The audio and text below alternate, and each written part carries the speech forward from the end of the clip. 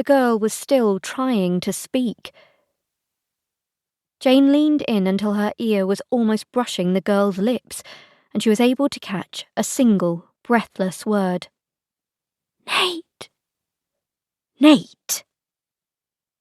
Jane repeated the name aloud, so that the girl would know she had heard. Someone was giving a running commentary on the ambulance's progress.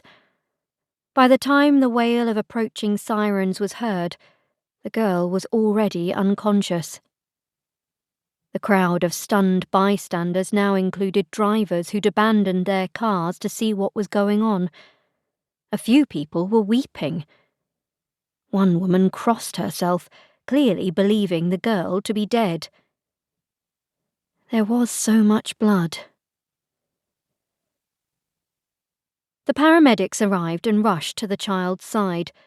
An initial response vehicle pulled up, reminding Jane of her duty as a police officer. Did anyone see what happened? Get a number plate? Several people spoke at once. It was all so fast. 2 men on a bike. The one on the back got off. Didn't even see the knife. He took something from her. Couldn't see their faces. Jane sifted through the cacophony of voices. One stood out. Who said that he took something? A woman in a floral dress stepped forward and raised her hand. Jane was an ex-teacher. When she asked a question, people tended to respond like that. What did he take? Did you see? A bag. One of those little backpack ones? She seemed uncertain. She's right. I saw that too. A man, his voice shaky. Me too. I think it was khaki. Jane looked across the road at a cafe with a green awning, vegan bites painted in red across its window. The cafe was owned by some friends of her, Frida and Karun. Maybe there'd be other witnesses inside.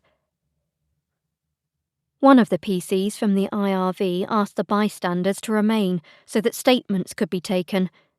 The other approached Jane. Nice work, Jane. It was Tim Stern, a PC Jane had worked with a lot, particularly in her first few months on the job. Jeez, Tim. She must be all of 13 years old.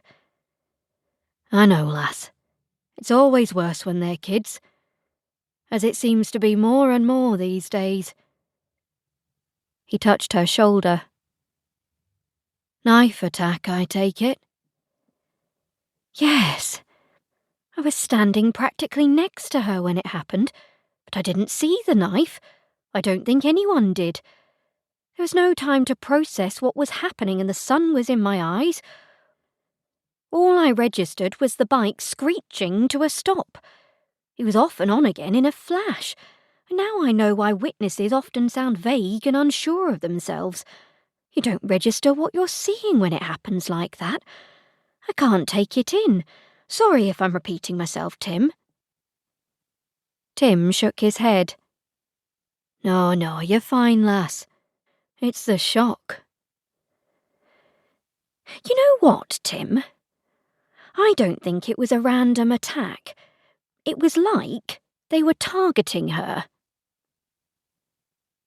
They were interrupted by a grave-faced paramedic signalling that the ambulance was about to leave. Was it Jane's imagination that he shook his head ever so slightly? Tim's corresponding sigh seemed to confirm it. Well, as much as I hate to say it, this is potentially a murder scene now. I'll update the control room, start securing the area and request CID and forensics. A little half-heartedly, Jane asked, Want me to stick around and help out for a bit? Tim pointed at another response car drawing up nearby. No need. Cavalry's here. But you'll be required to provide a statement as soon as possible.